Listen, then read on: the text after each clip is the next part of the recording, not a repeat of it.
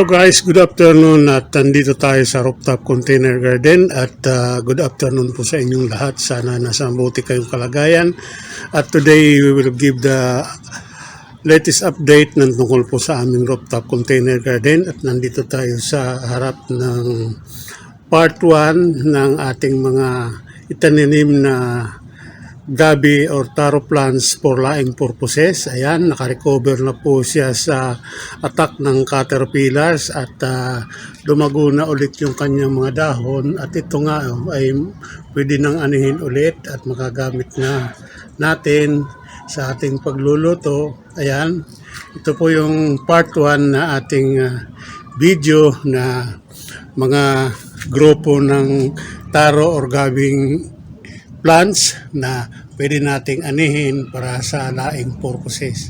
Okay, tingnan nyo po at napakaganda ng mga tubo ng dahon at naka-recover na po siya sa attack ng mga caterpillars. Ayan.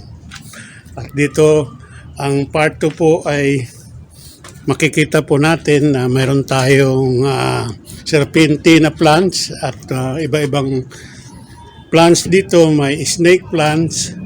Ayan, may mga gabi rin at mayroon tayong kalamansi at nagbubunga na rin. Ayan, nagbunga na siya at kasalukuyang namumulaklak yung kanyang mga sanga sa taas.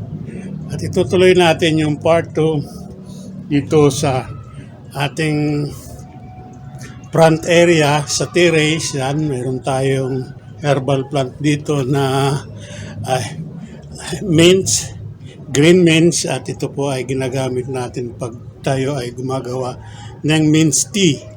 Ayan, pwede na pong anihin yung mga na plants natin na gabi plants at meron din po tayo kasalukuyang namumulaklak na bell pepper chili plants. Ito, ayan, meron po dito dalawa. Ayan, at kasalukuyang may pahinog na rin po ang bunga dito at malapit ng maani yung ating bell pepper cherry plants. Ayan, may mga tanim po tayo dito sa harap ng bahay, sa terrace, at mayroon tayong mulberry plants dito sa baba at nandyan po sa baba ang kanyang puno at natutubigan po naman siya ng tubig ulan. Okay? Yan, ito po yung ating second part ng ating front area ng ating rooftop container garden at ito po yung ating mga tanim dito. Usually naka-containerize po sila lahat. Dito yung ating mga plants at nabubuhay lang sa plastic container plants. Ito, ayan, may mga ano po tayo dito, may mga citrus plant, kalamansi, at mga lemon plants. Ayan. So, ito po yung part 2. Okay?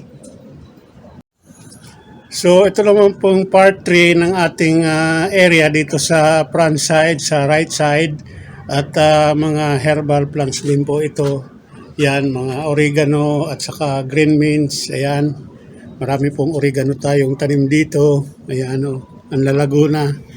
Ayan, mayroon pang nakahalong maliit na santol at meron tayong aloe vera dito na marami ng bunga, marami ng supling na pwede nang ilipat. Ayan, napakalago naman niya. At yan, meron po tayong maliit na citrus plant saka pineapple plant dito sa plastic basin with garden soil at meron din po tayong mga pinatutubo dito sa hydroponic area sa container na nilagay natin at may tubig po yan sa ilalim at doon at pwede nang anihin yung mga gabi ron na mga itinanim natin. Nasa plastic din sila, nasa sako with garden soil at mayroon din po tayong plant yung serpentina plants para sa hypertension saka sa diabetes. Ayan, okay, so ito po yung third part ng ating update sa ating rooftop container garden dito sa right side sa front area ng ating garden. Okay? So mostly po ay mga herbal plants, mga ang nakatanim dito. At yan, meron tayong mint, mayroong oregano, at napakaganda po ng oregano para sa mga skin diseases at sa mga insect bites, at magagamit po natin pati itong mga aloe vera plants sa mga napapaso o nasusunog na parts ng ating katawan, at ganoon din po sa dito yung puno ng serpentina plants para sa hypertension saka sa diabetes prevention. Okay?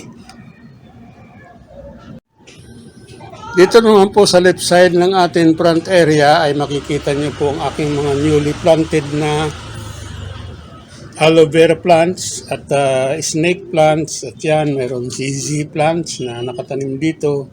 Ayan, nasa mga plastic basin with garden soil sila mga nakatanim. At ito naman yung mga supling ng elephant ear plants na ating tinanim dito at pinalalaki natin. Ayan. Maliliit pa siya pero lumalago na yung kanyang mga dahon. Yan. Ito po yung part 4 ng ating update sa ating mini tour sa rooftop container garden dito sa aming second floor. At yan ang grupo ng ating aloe vera plants na malalaki na. Ayan, tumutubo na sila. Dati mga maliliit yan na inilipat ko. Ngayon, lumalaki na sila at lumalago na rin at nagiging green na ang kanilang mga dahon. At ganun din po itong mga seedlings ng elephant ear plants dito sa ating left side ng ating front area. Ayan, ito po yung ating updates at malalaki na rin sila at nakakabilo ng lumaki. So, yan po ang ating elephant ear plants at ito po ang maganda dahil napakalaki na niya. Yan, lumaki na siya dito. Ito yung kanyang pinagmulan. Ito ay nagbunga na at nahinog na kanyang bunga at lumaki at yon at inilipat natin sa mas malaking container plus para maging malaki rin siya. Yan ang kanyang puno at namunga na rin po siya at karoon ng mga seeds at iyon ay tinanim natin at ito na po yung resulta ng mga seedlings na nabuo sa malaking puno galing dito. Yan. Yan po ang kanyang mga seedlings. Marami siyang seedlings. Almost 25 pieces yung kanyang naging seedlings together with the mother plant. Yan. Okay? So ito yung update ng ating